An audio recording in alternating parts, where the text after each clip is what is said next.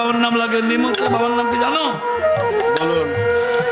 বৈষ্ণব সাধুগুরুর সাথে কাছে গিয়ে শিবলোকে যাবে, ব্রহ্মালোকে যাবে, বিষ্ণুলোকে যাবে, মর্তলোকে যাবে। আগেই বিনয়, বাবার নাম বিনয়, গলে কাপড় নিয়ে দাঁড়াবে, গিয়ে দাঁড়াতে হবে না, শ্রদ্ধা লাগবে। নিমন্ত্রণে মার নাম শ্রদ্ধা, আর স্ত্রীর নাম ভক্তি। এই বিনয়, শ্রদ্ধা, ভক্তি নিয়ে একজন বৈষ্ণবের কাছে গিয়ে, বৈষ্ণব বাড়ি এলে বা বৈষ্ণবের বাড়িতে গেলে জল লাগে, আসন লাগে, হাসি মুখ আর বিনয় ভাব। তুমি বৈষ্ণবের কাছে গিয়ে মাথা নত করিও,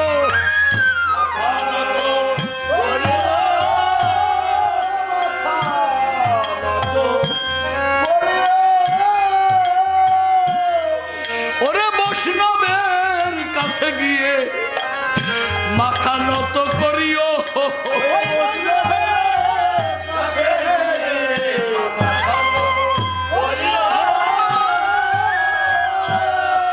ওই বৈষ্ণবের চরণে গিয়ে মাথা নত করিও।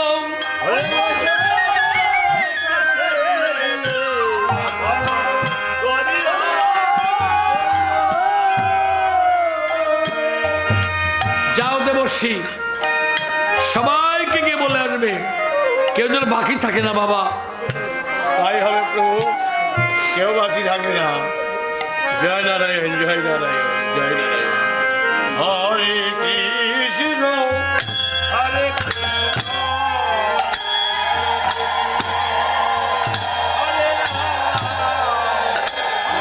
কৃষ্ণ হরে কৃষ্ণ, কৃষ্ণ কৃষ্ণ হরে রাম, হরে কৃষ্ণ হরে কৃষ্ণ।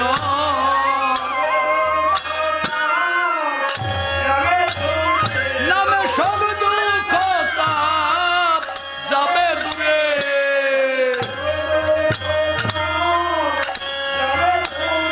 নামে সব দুঃখ তাপ যাবে দূরে।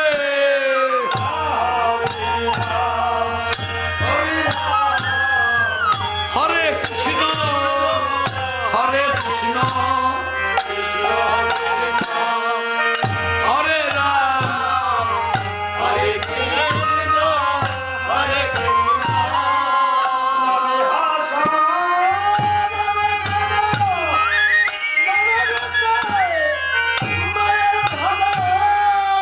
নামে হাসা, নামে কাদা, নামে ঘটছে মায়ার ধাঁধা।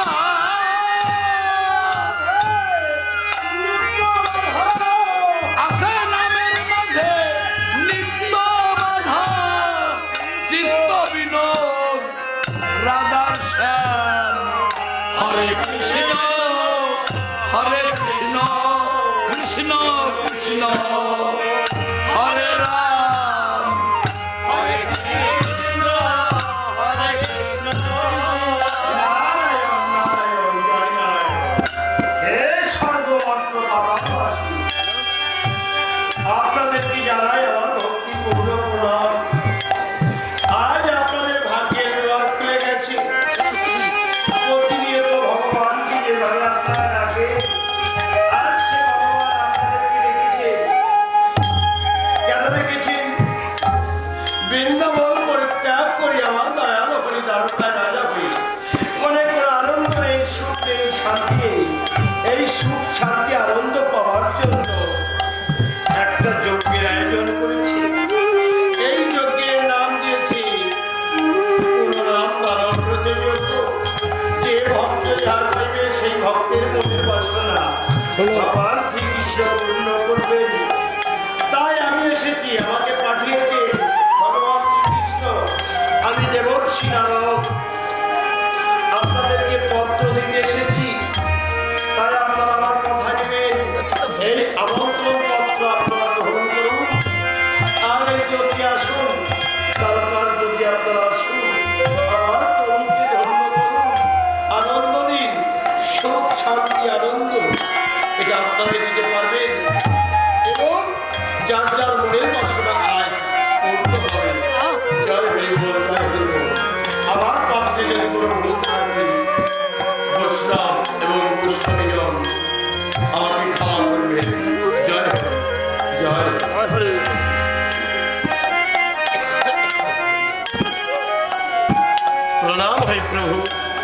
ভালো বলেছো বাবা। হ্যাঁ বলেছি, সবাইকে বলেছো? সবাইকেই বলেছি। শিবলোকে, ব্রহ্মালোকে, বিষ্ণুলোকে, দেবলোকে, গন্ধর্বলোকে, নরলোকে বলেছো? হ্যাঁ সব জায়গায় বলেছি। আচ্ছা একটা কথা জিজ্ঞেস করি, বৃন্দাবনের দ্বাদশটা বন, এই বনের মধ্যে গিয়েছিলে? বৃন্দাবনেরই তো আমি গিয়েছিলাম, কিন্তু সব বনে তো আমি চিনি না প্রভু। নিধিবন, নিকুঞ্জবন, কদলীবন, ভান্ডিবন, এসব বনে যাওনি? খেজুর বন, তালবন, শালবন? হ্যাঁ আপনি যে বনের কথা বলেছেন সব বনে গিয়েছি, কিন্তু একটা বনে শুধু যেতে পারিনি আমি শুধু। সেইটা কোন বন? সেই বনটার নাম ভান্ডির বন। যাওনি?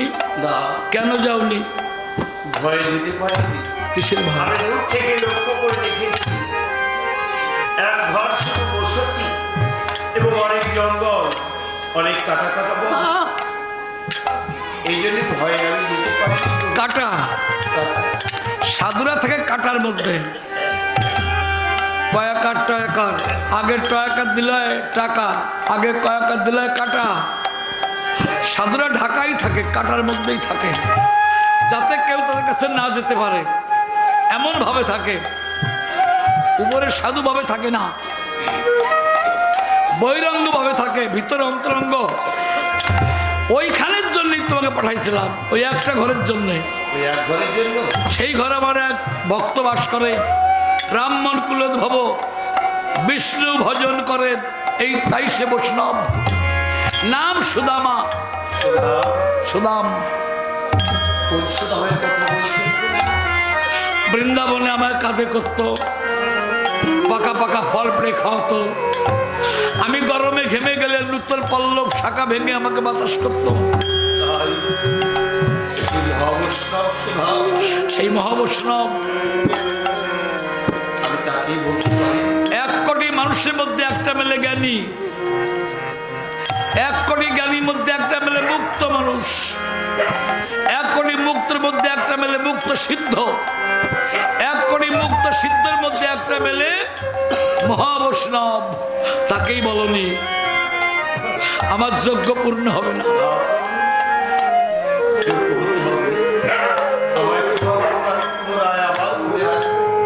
না, যাওয়া লাগবে না। ভগবান কাঁদতেছেন। ওই সময় রানী হচ্ছে রুক্মিণী, দ্বারকার রানী রুক্মিণী। ভগবান শ্রীকৃষ্ণের আনন্দের দিন যজ্ঞ করবে, ভক্ত নিয়ে খেলা করবে। আনন্দের দিনে ভগবানের চোখে জল দেখে রুক্মিণী পিছন থেকে বলছে, প্রভু তোমার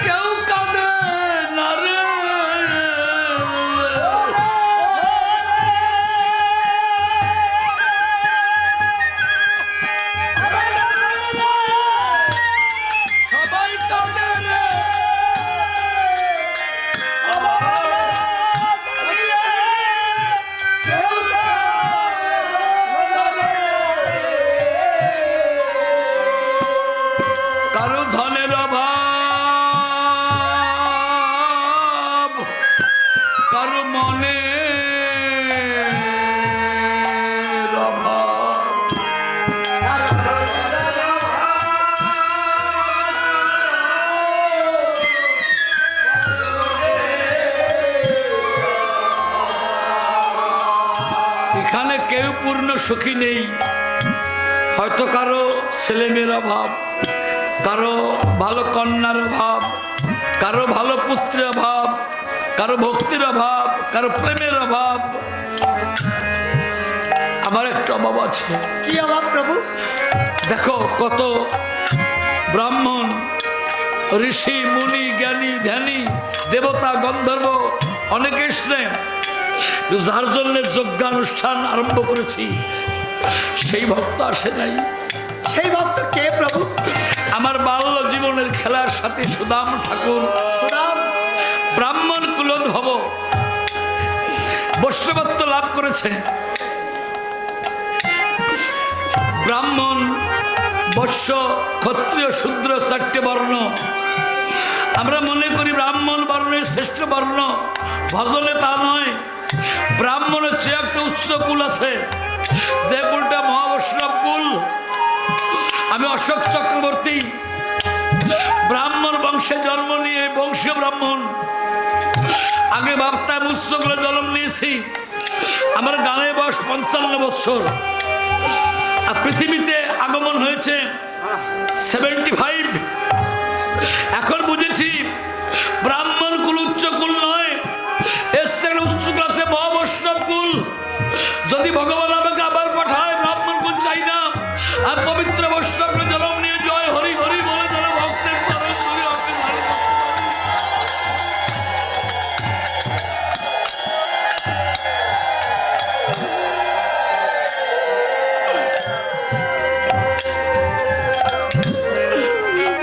তৃণাদপি শুনেছে না, তৃণ মানে ঘাস, দুর্ভা, দপি মানে কাদা, বৃক্ষ মানে তরু মানে বৃক্ষ। একটা বৃক্ষের থেকে যদি ফল পারি, বৃক্ষ কখনো নিষেধ করে না। ফল চিবিয়ে ফেলে দিলেও রাগ হয় না, ডাল কাটলেও রাগ হয় না। ওই বৃক্ষ চিরে চিরে জালতি কাঠ বানালো রাগ হয় না। বৈষ্ণবের তেমন স্বভাব। বৈষ্ণব হইতে মনে ছিল বড় সাধ, তৃণাদপি শ্লোকেতে পড়ে গেল বাদ। আমার সেই ভক্ত আসে নাই। এ যে শিববিহীন যজ্ঞ বটে,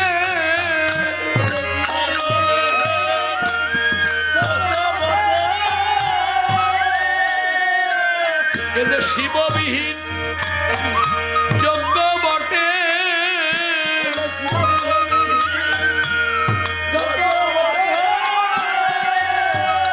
যদি বৈষ্ণবের আগমন নাহি ঘটে, শিববিহীন যজ্ঞ বটে, আগমন নাহি ঘটে।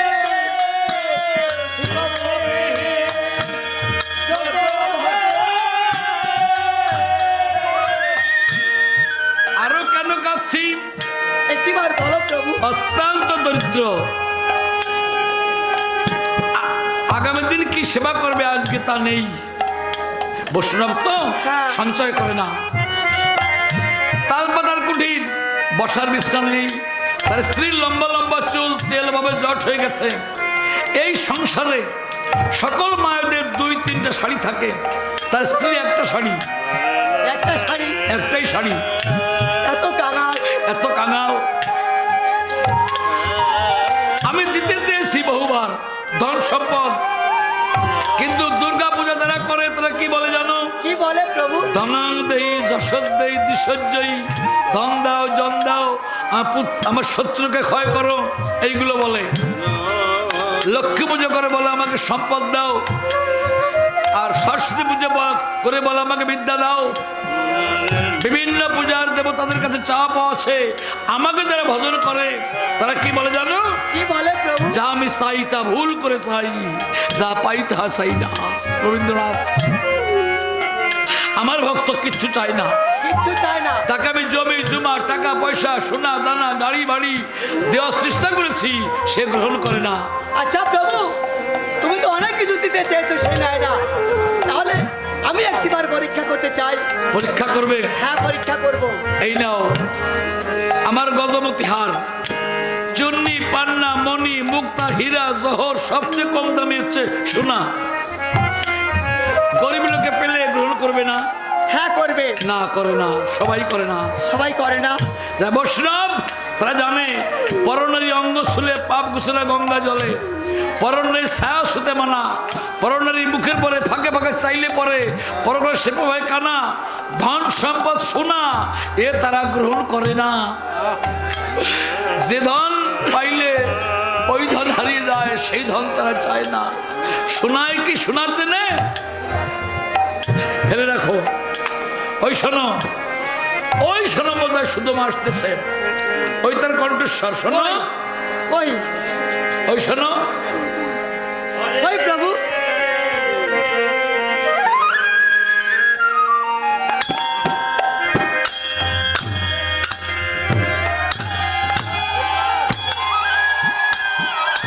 বৈষ্ণব আগমনে হরি হরি বল। কৃষ্ণ কৃষ্ণ হরে হরে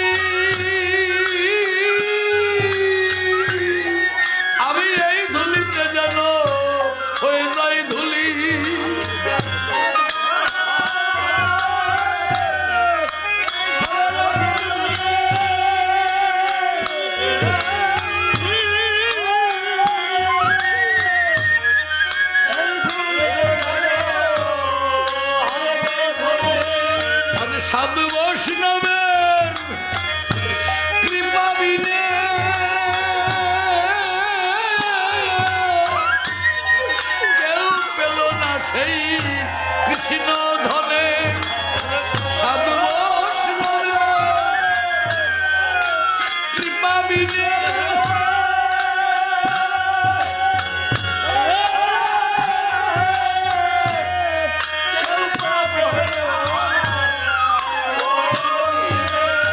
ওরে সাধু বৈষ্ণবের কৃপা বিনে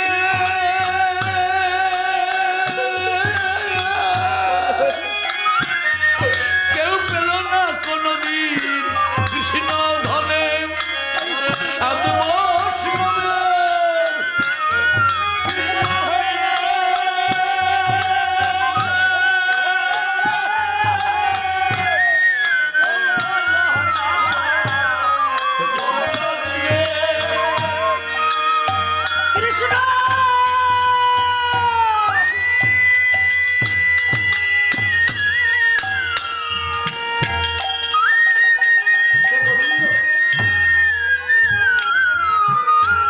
তুমি আর কতদিন এমনি করে আমাকে ঘাটে পথে কাটাবে গোবিন্দ? হে দরদি, তুমি কি এই হতভাগার কান্না ধরে শুনতে পাও না গোবিন্দ?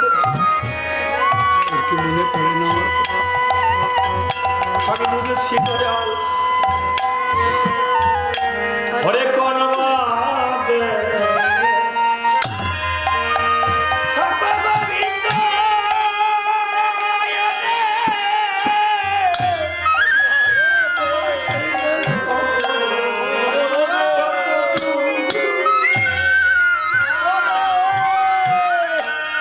সেই দেশে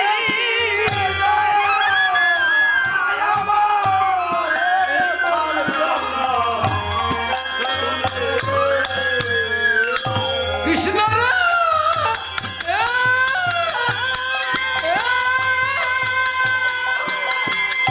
ও! ও!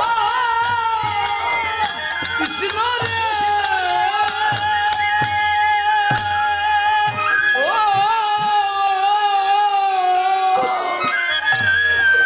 গোবিন্দ আমার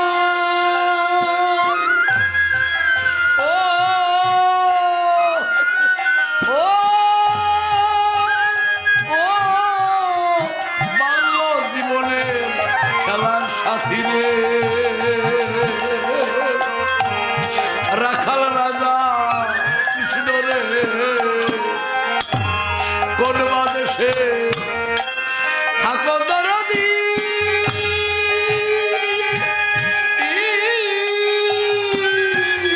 তোমার সেই দেশ কত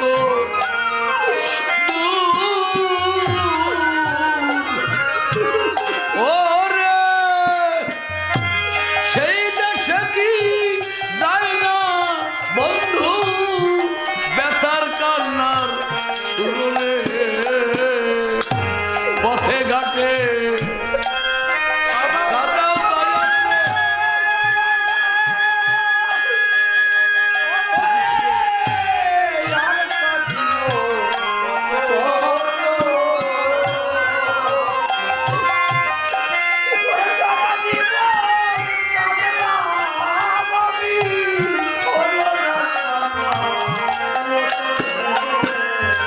আমি সেই দেশের ভিখারি হব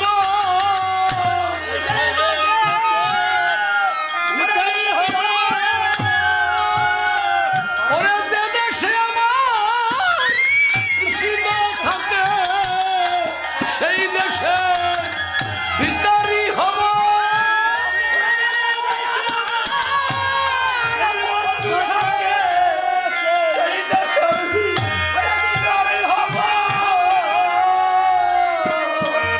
আমি সেই পথের ধুলি হব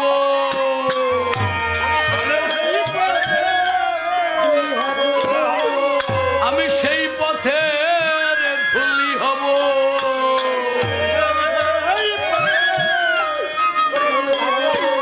আমার গোবিন্দ যে পথে হেঁটে গিয়েছে আমি সেই পথের ধুলি হব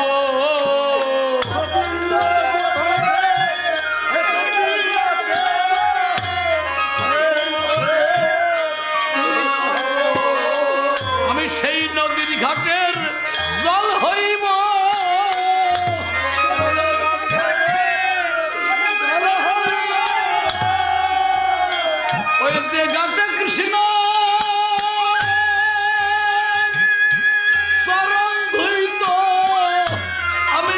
ঘাটের জল হইব যে ঘাটে কৃষ্ণ